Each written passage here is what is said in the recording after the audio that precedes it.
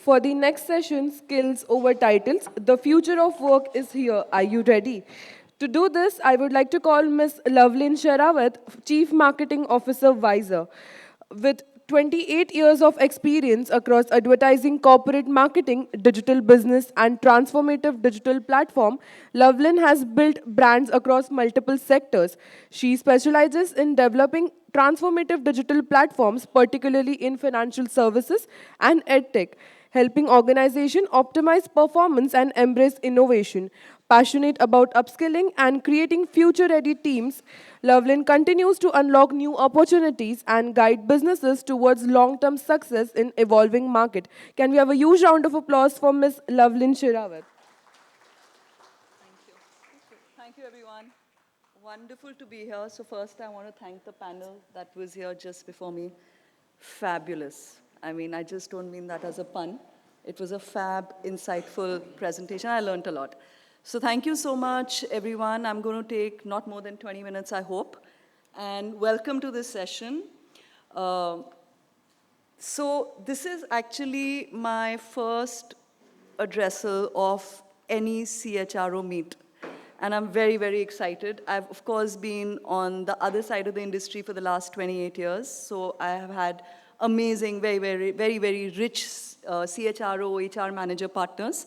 But I'm really excited because when you kind of feel the energy in this room, it is so perfectly balanced between IQ and EQ. And that balance you rarely get. So great energy in the room. Thank you so much. I'm going to introduce myself again for a second and for a reason. So my name is Loveleen Sahrawat. And you would know me as a CMO, Chief Marketing Officer. That's how all of us introduce ourselves, right? We've all had titles up there. But when I meet you and when you receive my visiting card or when somebody announces my name and I come up, what do you quite understand about me? So you obviously know I'm maybe senior because it says chief and then it says marketing. So probably I've been working in the field of marketing. But for all 28 years, did I pivot? Do I have a journey before that? What do I know about marketing, right? I think this question has become a very interesting question for the last decade, decade and a half. Life was very simple before that. But today, titles are fairly deceptive, right? And I'm going to sit and argue or stand and argue in front of you for the next 15 to 20 minutes that while titles still have their place, I mean, we can't just go faceless in organizations with just names. There is something more important than titles that's emerged, and that's skills. Now, I'm not saying that people a decade ago did not have skills, right? But let's just say those skills were not as complex and as dynamic and ever-changing as they are today. So when you met a CMO like me 15 years ago, the journey was very predictable. What the CMO knew about the craft was quite predictable. And you could almost step back and say, okay, before this person became a CMO, probably this person was vice president marketing, before that manager marketing, before that brand manager, and so on and so forth, right? I challenge you to do that with me. You'll get it completely wrong, right? And that is how complex it's become for each one of us. So therefore, we're going to spend a little time today discussing why skills outwit titles today. Yeah? So let's talk a little bit about titles. Obviously, they're not new, right? You go back to Mesopotamia, right? And the titles go back to 3,500 BC. And the reasons titles emerged, really, because as egalitarian small communities started becoming complex societies, because of agriculture, right? Hierarchies kicked in. And they needed to kick in because we needed to manage the social structure that was emerging. And therefore, at the top, you had the king or the pharaoh, and then you had the dukes, and so on and so forth, all the way to the peasants, okay? It's only as late as 1870 or so that we actually start seeing titles in the corporate world, what we call the corporate titles, okay? And those were really ushered in because of the Industrial Revolution, okay? And the first set of titles really emerged in the US in the railways, right? It was a very, very complex structure. It was a nationwide network, and you really needed titles to start controlling command, right? What is the hierarchy of command? Who does what? And so on and so forth. So from really small businesses emerged these really large conglomerates, and in order to stop the confusion in terms of hierarchy and command, you saw titles. So we can go back to the Industrial Revolution or thank them or not for the very, very fancy titles we have. But the interesting thing about titles then, well, they were very predictable, and they needed to be uniform, right? You went from one organization to the other. Right on top, you had the board of directors. Across every organization, the board of directors did exactly the same thing, right? You had the chief executive officer. You see the definition. All the way from the chief executive officer, senior vice president, general manager, department manager, team supervisor. You could go from industry to industry, country to country, and you could predict what this title did, right? That was the job of the titles, to make things uniform, to make responsibility uniform, to make accountability uniform, and to make respectability uniform. And along with those titles, therefore, came authority, because without authority, you can't really control responsibility or accountability. So the titles represented authority, okay? And therefore, they were so deeply aspired for, okay? You know it better than I do, that in the last decade and a half, this is a hot mess, right? There is complete ambiguity on titles today, okay? I have my juniors who are maybe 15 years junior than me, who are called CMO, right? I have people who are 5 years senior to me, who are called marketing heads, right? So titles are very, very deceptive. So when you read Chief Marketing Officer, do not assume I'm senior. Do not even assume that I'm marketing. And certainly don't assume that I'm an officer, right? So the culture is so different across all organizations. They're very, very deceptive. What started happening? If you go from company A to company B today, and I've taken the example of 4 or 5 functions, right? Company A calls one of its engineering department heads software engineer. The other company, which is, by the way, exactly in the same business, and I've just not made this up, this is a real scenario, calls them technical developer, right? You come to product management. One is called product owner. The other is called digital product lead. Now, if you were to kind of look from the outside, say product owner, that must be senior.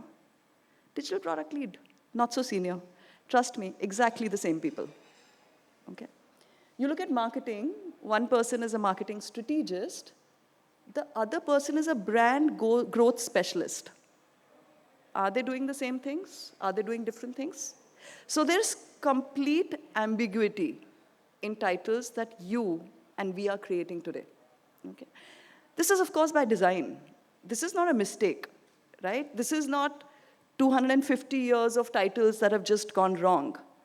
This is very senior professionals in organizations, very intelligent people, actually applying strategy to make sure there is ambiguity, right? So why does this ambiguity exist? 2 big reasons. Of course, there are many, many small reasons. Because of time, I'm going to focus on 2 big reasons. One is, of course, projection of organization culture, right? My organization is very different from yours. Yours is sales-driven, mine is strategy-driven, right? So when I'm going to create a title, one title is going to talk about growth, and the other title is going to talk about strategy.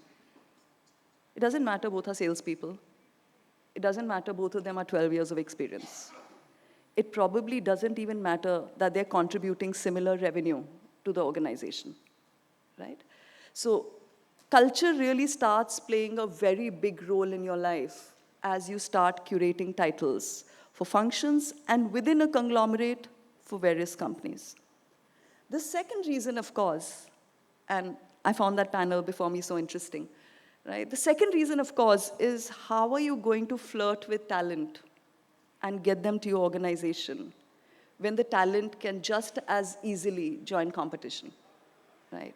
So you're going to say, okay, I'm going to call you senior, or I'm going to call you lead, or what if I call you associate manager, or associate VP, or assistant associate VP, or senior associate VP, right?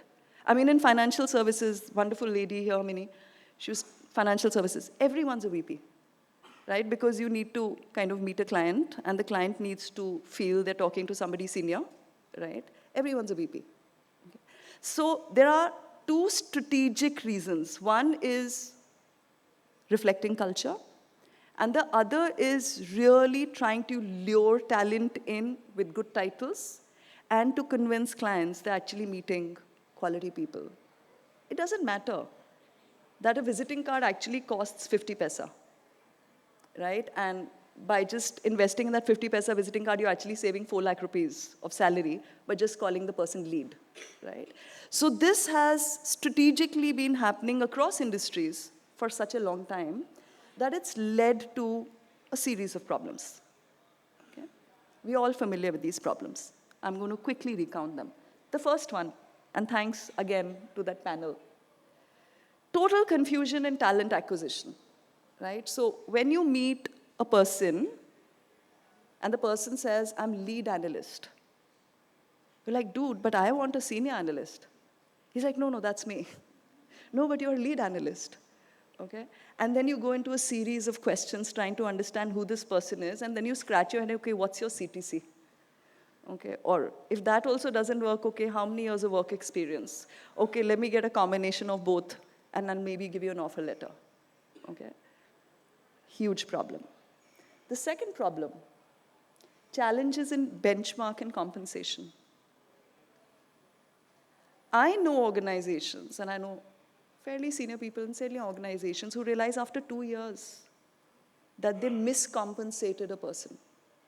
Of course, on the higher side, right? So titles can be so misleading, so senior sounding, or so operational sounding. And employees can be so convincing because they've been carrying that title for such a long time, they actually start believing in the title and not necessarily in the outcome of that title, that they're walking the talk, right? If it talks like a duck, walks like a duck, must be a duck, right? So that's what's happening. The third is hinders employees' understanding of their own career path, right? Creates tremendous amount of confusion and, in fact, perceptual stagnation. I'm lead analyst. Now I'm senior lead analyst. Now I'm a group analyst, so what was I before leading?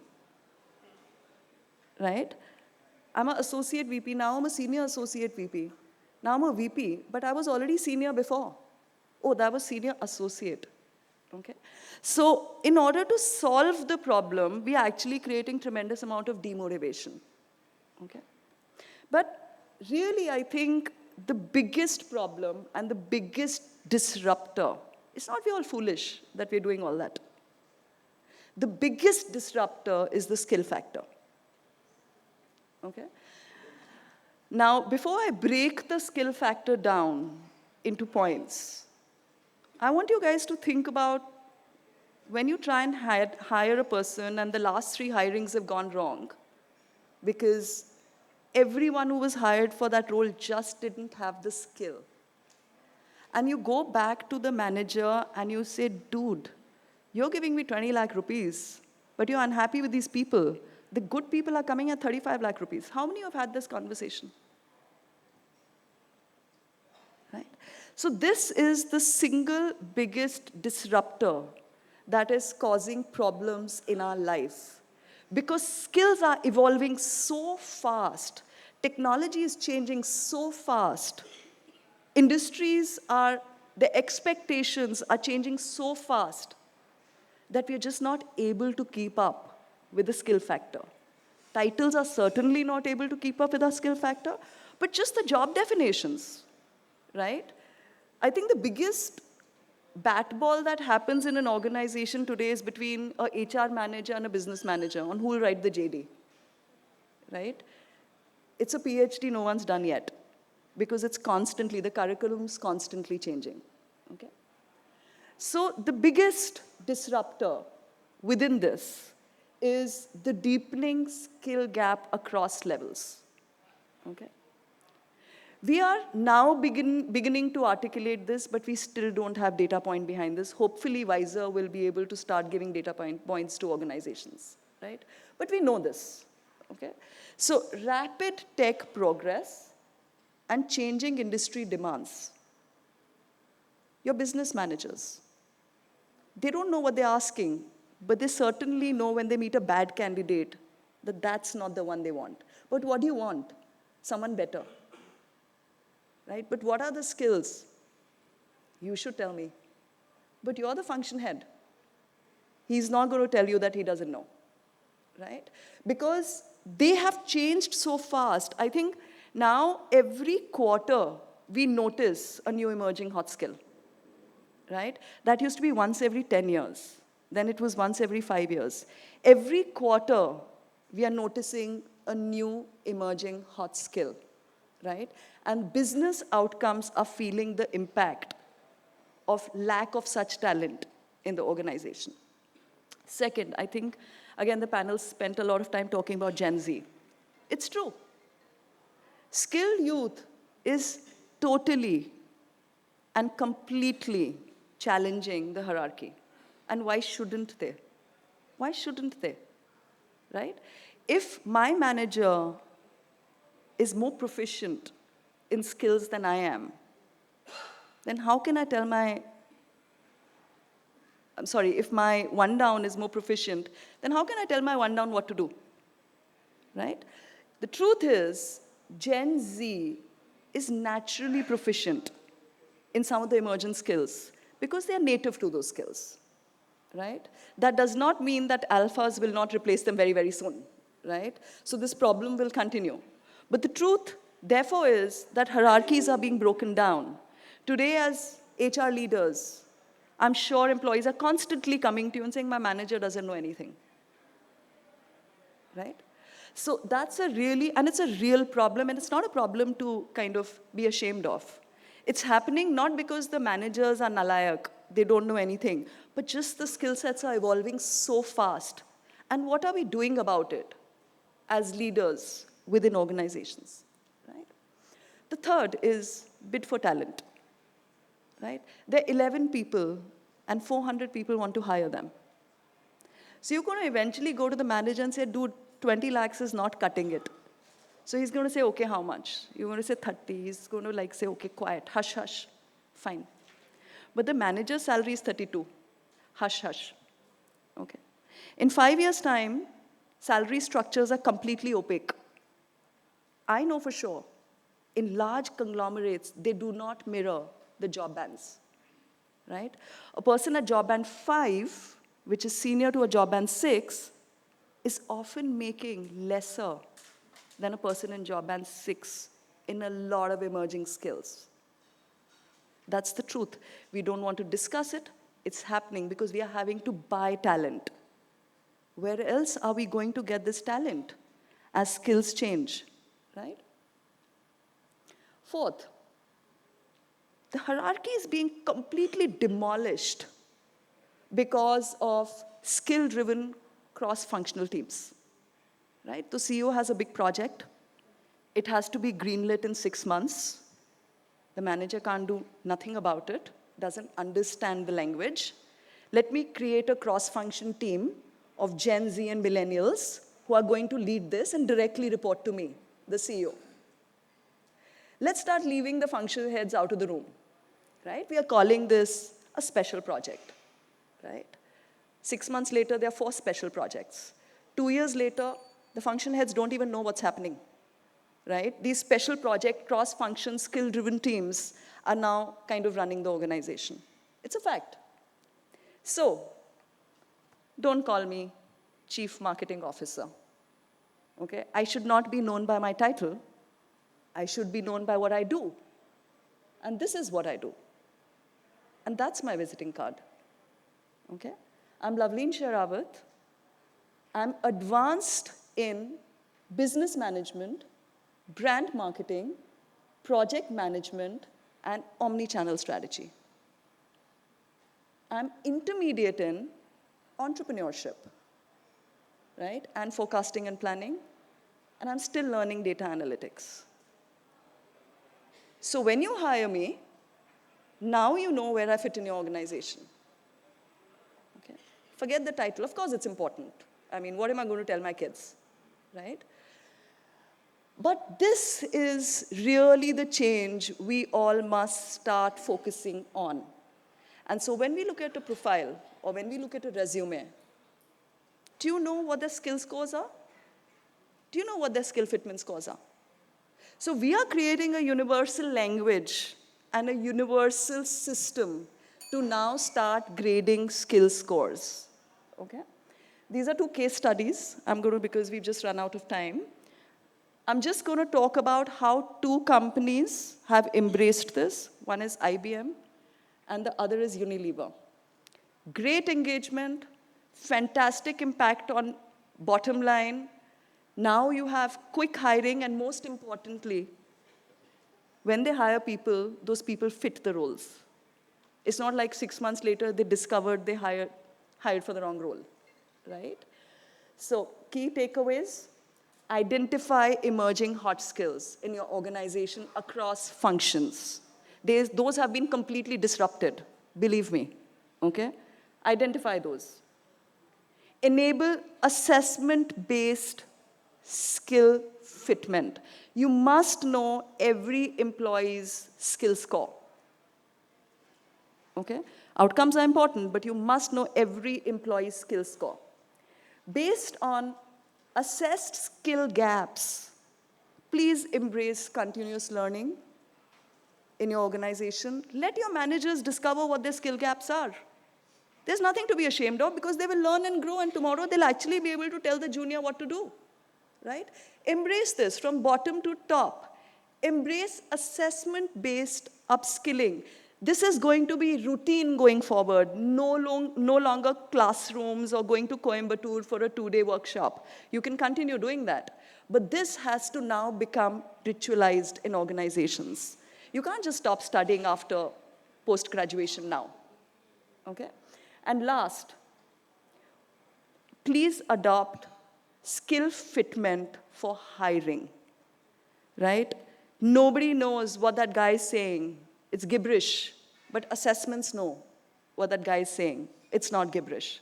They give you a skill fitment score, then meet the candidate, right? Then you know who you're meeting, okay? So grow wiser every day. There is a video out there. I'm not going to play it now because we don't have time.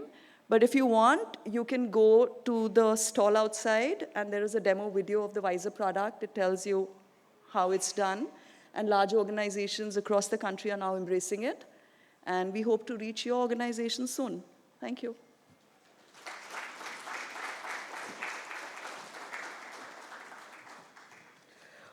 Thank you so much, Ms. Loveleen. For doing the honors, I would like to call Mr. Sainath Srinivasan from 24/7 AI to felicitate her.